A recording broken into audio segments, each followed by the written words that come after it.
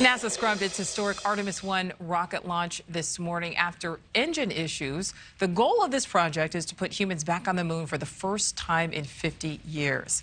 And NewsNation's Brooke Schaefer is live from Cape Canaveral. So, Brooke, anticipation was so high this morning. What is NASA saying after this failed launch and when they'll try again?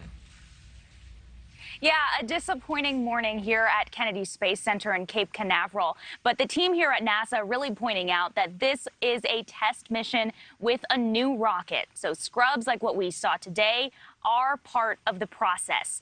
The launch team was able to successfully troubleshoot some issues early on in the morning, but then they came across a problem with one of the rocket's 4 engines. Officials said one of the engines wasn't cooling down to a proper launch temperature, and it was a problem the NASA team said it just needed a little bit more time to figure out. Keep in mind, they have a very specific 2-hour launch window. So they decided it was better to just go ahead and cancel today's moon rocket launch, go back, look at the data, and then figure out their next steps. A number of challenges. We were ready for some of them, and the technical challenges we encountered on the engine bleed and the vent valve are just some things we're going to have to go look at today, look at tomorrow after we get a little smarter and get rested. All right, so there are a couple more options here. They have another chance to try this launch as early as this Friday. They can also try next week, Monday. But if those 2 options don't happen, then the launch could be delayed until mid-September, if not later. The team here at NASA is going over that data. They plan to announce their next steps tomorrow around 6 o'clock at night. Nichole? All right, well, we will find out more then. Brooke, thank you. Let's bring in space communications expert now, Alexander Doughton, to go over a little bit more what happened today. Alexander, we appreciate you being here with us. So, of course, we've seen delays, we've seen scrubs before, but is today's issue something that maybe could have been caught and fixed before the scheduled launch? Sure, absolutely. So the SLS, the Space Launch System, is the most powerful rocket that NASA's ever built, and it has never launched before. So they did have what they call wet dress rehearsals, which is exactly what it sounds like, where they test filling it up with the propellant and test all of this. What happened was, in previous dress rehearsals, they found other problems that had them stop those tests, and it couldn't proceed to the point where it would have tested what went wrong today.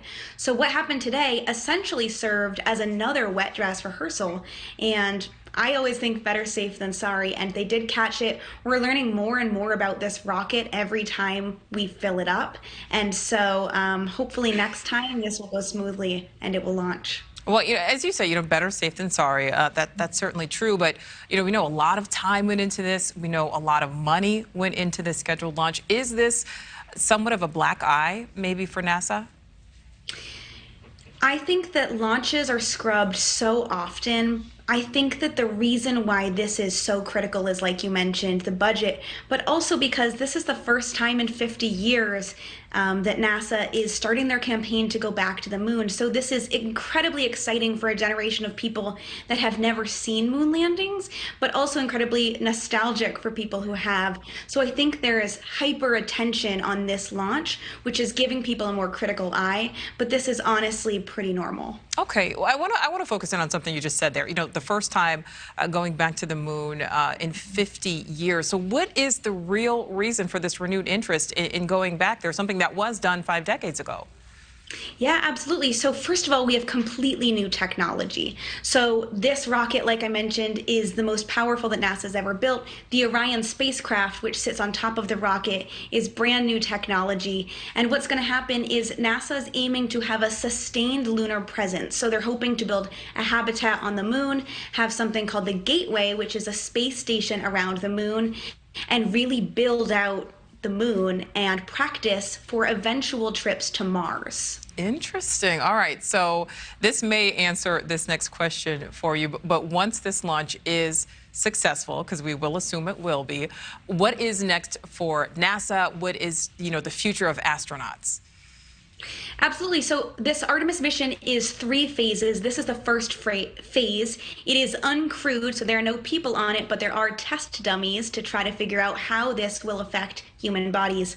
On Artemis 2, there will be a crew, but they will not land on the moon. And finally, on Artemis 3, NASA plans to bring the first woman and the first person of color to the moon.